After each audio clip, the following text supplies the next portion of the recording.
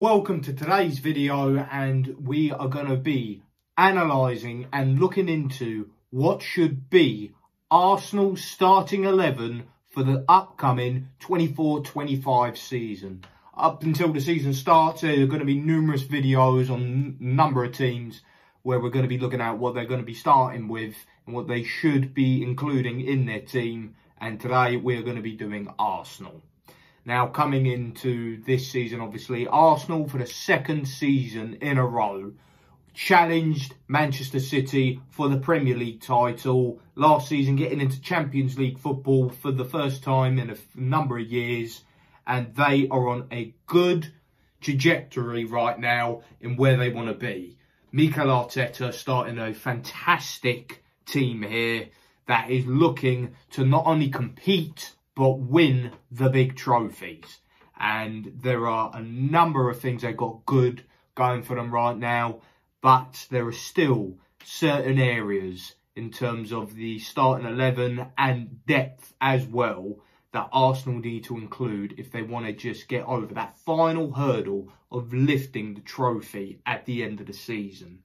So we're going to be starting with, obviously, goalkeepers. Now, Arsenal currently right now in contention of the keepers that they are going to be playing is David Raya, who looks like he is the number one now, coming in last season and is just perfect for the system that Arsenal wants to play. Getting a keeper that can build out from the back, and he is very good with his feet and very brave. He is one of the best in the world, in my opinion, in terms of claiming crosses. He's got one of the best handling of any goalkeeper in world football at the minute.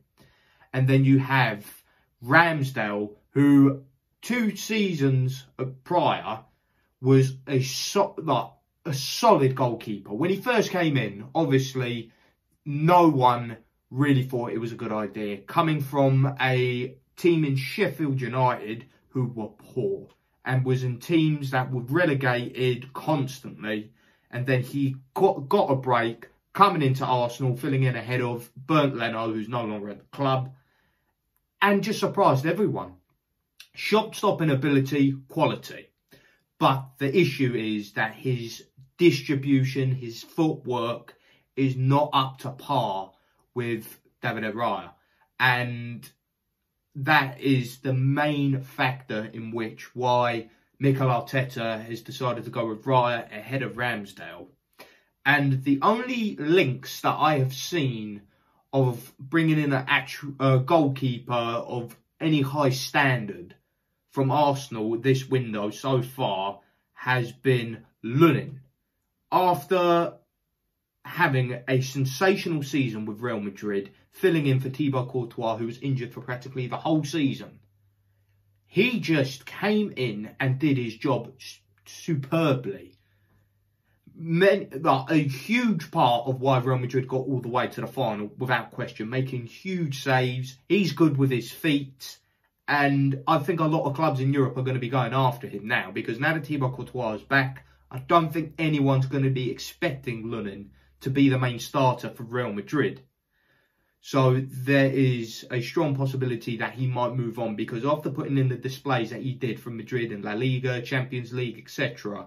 last season, any goalkeeper would think, I've earned a shot here. Even if it's Real Madrid, I've earned a shot. I've done what I needed to do. I have been a superb goalkeeper filling in for our number one.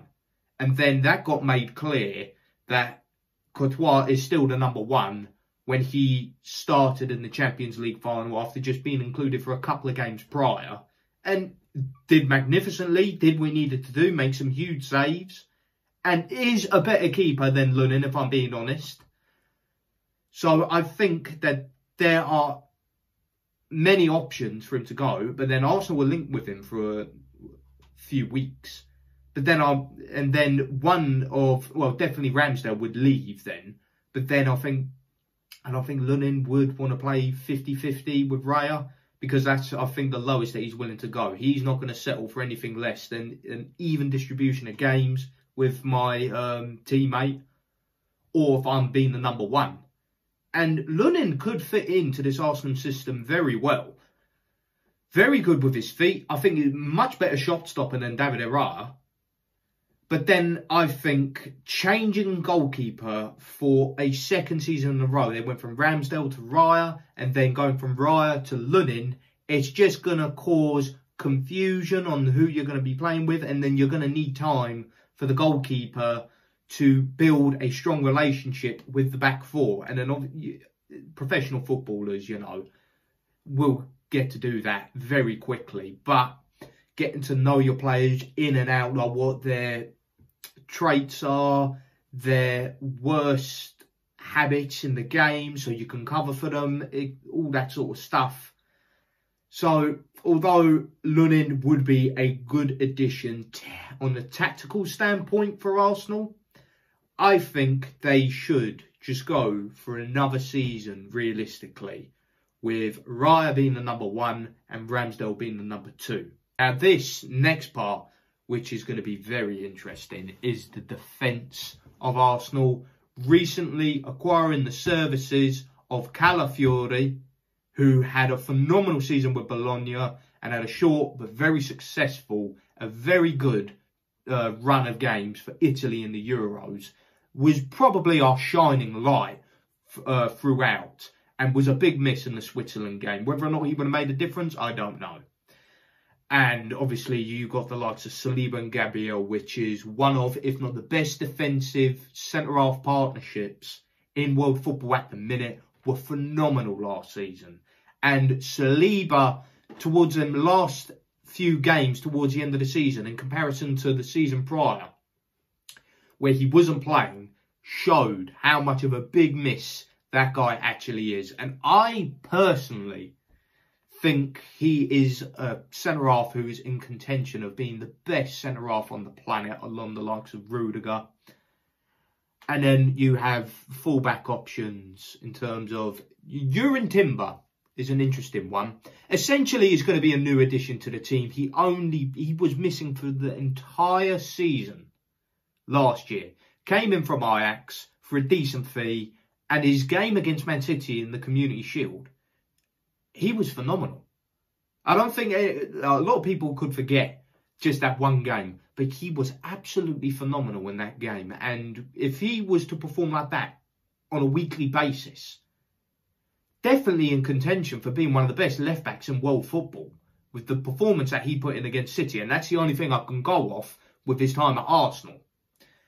Along the likes, fullbacks there, Ben White, and then you look at the depth that they have in there. I mentioned Calafiori, and then there's Zinchenko, you got Kivior, and then Kieran Tierney, he's still on the books. But for me personally, if I had to go with the initial starting back four, the centre-halves would without question have to be Saliba and Gabriel. You do not change that. For the last couple of seasons, that is shown to be an absolute solid partnership. Saliba just very controlling, just can intercept well. He reads the ball perfectly. He is very composed on the ball with his feet and distribute into the midfielders. Gabriel, a solid, ruthless centre-half who can also be a massive threat from set pieces and scored plenty of goals for Arsenal last season.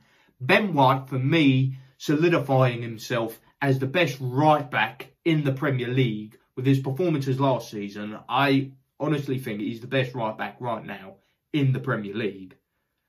And then the left-back, that is tricky. Because you've got Timber in there, as I mentioned. But Calafiori, not only a centre-half, but can play at left-back as well. A very versatile player.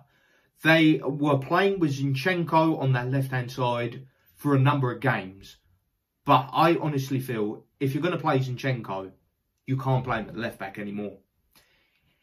Similar to Trent Alexander-Arnold, he, going forward, connecting with the midfield, his passing ability, his attack mind, it is good. It's very good, but defensively, it leaves that left-hand side so vulnerable. Playing that role as an inverted left wing-back, coming into the midfield or pushing too high up, it just leaves that left-hand side very exposed. And I think for Arsenal to be where they want, they got to try and limit them sort of mistakes as much as possible, because if you are going to be competing with Manchester City for the Premier League title and you want to get to the latter stages of the Champions League, the best competition in the world, you can't afford to make them sort of errors, especially when you're playing against some tough teams. And the Premier League, with the best league in the world, there are so many teams that will clock on to the space on the left-hand side, and you can't afford to do that. So my thought on Zinchenko, he's either got to go, or you include him in that midfield, which he can do. And that was his starting position as a midfielder or wide midfielder.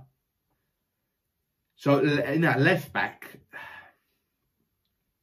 for me personally, but I'm biased when I say this, it should be Calafiori.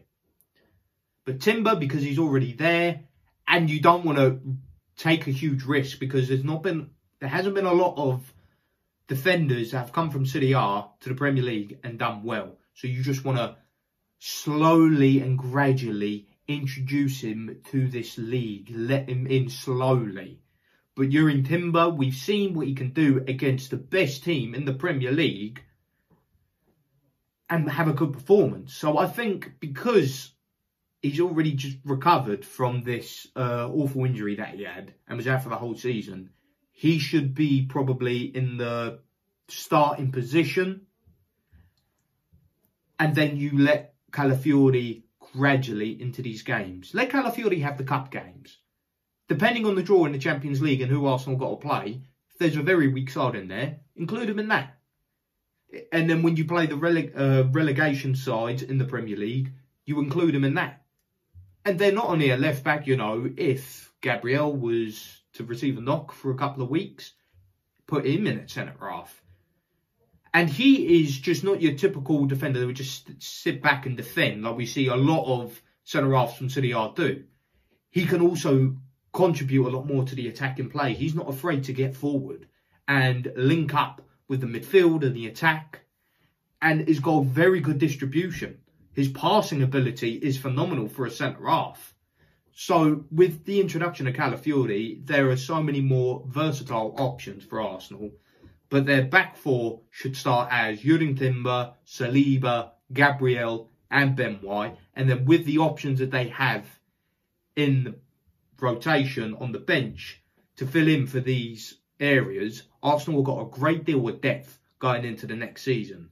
However, there will be a couple of players on the likes of Kieran Tierney who probably won't be included for this upcoming season for Arsenal, due to the fact that the amount of injuries that he has, his hamstring is just made of glass. It just get injured so easily. Not really reliable in that aspect, because no one can doubt Kieran Tierney's ability as a defender, but I think that he will probably make a permanent move to Real Sociedad, if I'm being honest, or probably somewhere else, maybe stay in the Premier League or go back to Scotland. I don't know. But in terms of depth and of Arsenal's defence, it is very good, and that is what they need, because if you get too many injuries in the back and you don't have the right number of players to come in and rotate, then you're going to be in trouble. But that back four is what Arsenal should start with into the next season. And then moving up the pitch into midfield, Arsenal, with the options that they have, we've got the likes of Declan Rice, Odegaard, Jorginho, Thomas Partey. And as I mentioned, if you want to keep Zinchenko, include him in that midfield. Include him in there.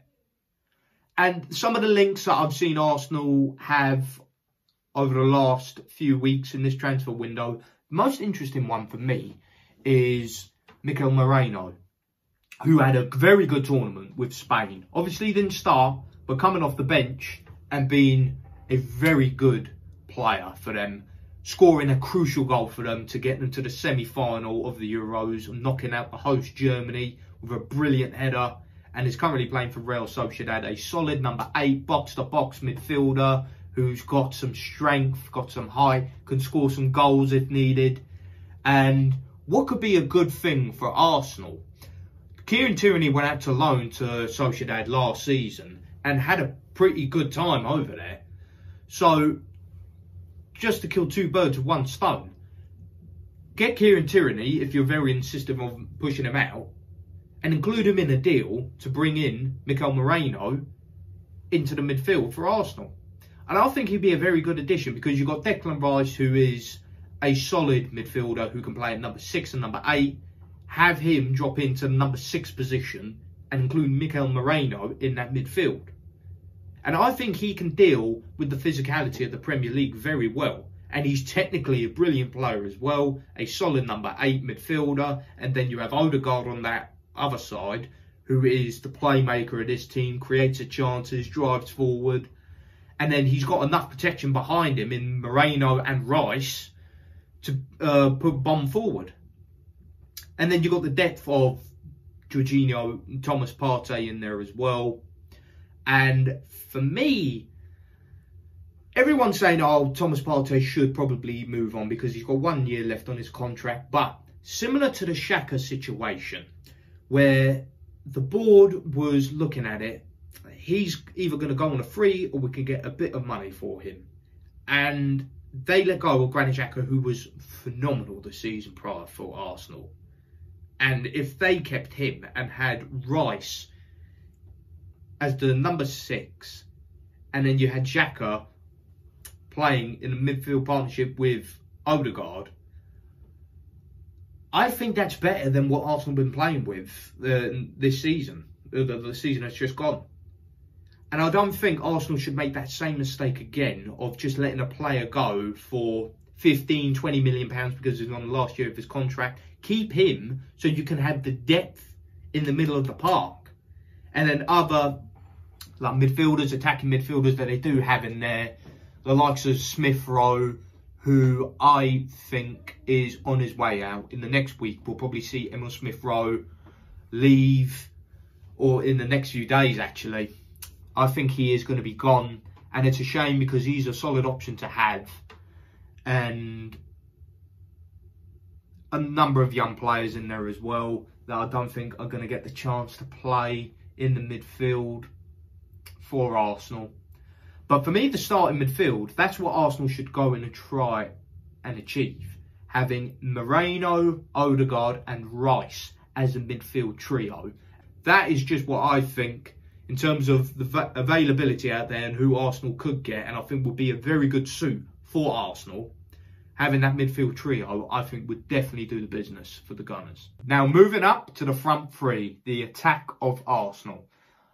Obviously, they have got a number of players already there, and they have been crying out for a striker, a proper number 9 striker, for the last couple of seasons now. Obviously, when Jesus came in, everyone was expecting him to do well, but got to be honest, in that striker, centre-forward position, Jesus has not lived up to expectations. And injuries has been a major part of that. It was a major part of that. But then on the wings, you know, the likes of Saka and Martinelli, who for a couple of seasons have shown to be a solid winger partnership. But last season, Martinelli didn't do as good. Was quite poor last season. Didn't come where Arsenal needed him the most for a huge number of games. His goals and assists dramatically dropped from what it was a season prior when they first competed with City. So I don't know if just that one season is going to be enough reason for Arsenal to push him out of the squad entirely.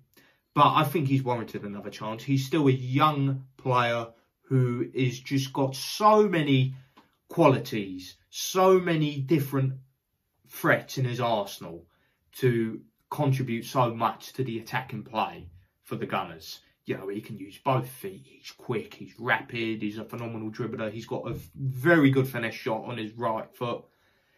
And then he's got Bukayo Saka, who's secure on that right-hand side. He's the starter without question. He is Arsenal's star boy, young player, was one of the best performers for England in the Euros. Very good left foot on him, but there's still a question in terms of coming up in the big games for Arsenal when they need it the most towards the end in the real important games. But nevertheless, he's going to be the starting player on their right-hand side. And then you've got the likes of Havertz. And then people are also suggesting, what's going to be the fate of Nketiah. I think Nketiah is just going to be another sacrificial lamb in the window so they can acquire some more financial profit so they can put forward for a solid striker or increasing the depth in the wings for Arsenal. And then you have Trossard as well. Completely forgot about him.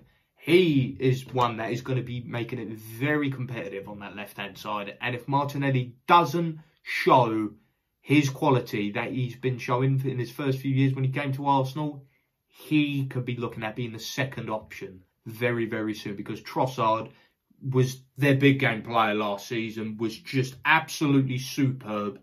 Coming in from Brighton has been an absolute fantastic appointment by Arsenal, without question. The Belgium international came up when Arsenal needed him the most and can score important goals. So in terms of the depth they got on that left-hand side, where you could even put Jesus there. Even if, his time's up at striker and Havertz has been doing that role very well. If you want to keep him, include him on the left-hand side. Maybe even sometimes on the right. A very versatile player. He's not just a striker. He can play on the wing, centre-forward. He's a very versatile player. And he, in many ways, I think, was better on the wide areas for Arsenal last season instead of up top. So, they've got many options. But what they are going to be really needing is a backup for Saka so he can be rested and rotated in some games.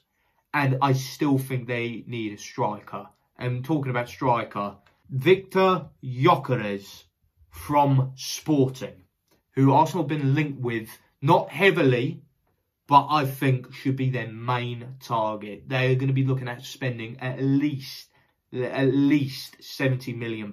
And with some players that they got in there, like I mentioned, Tierney, Nketiah, and Smith Rowe's going to be going soon. And you could be getting, in total, combining all the price tags, you could be looking at a nice bit of change that you can use to invest into Victor Gyökeres.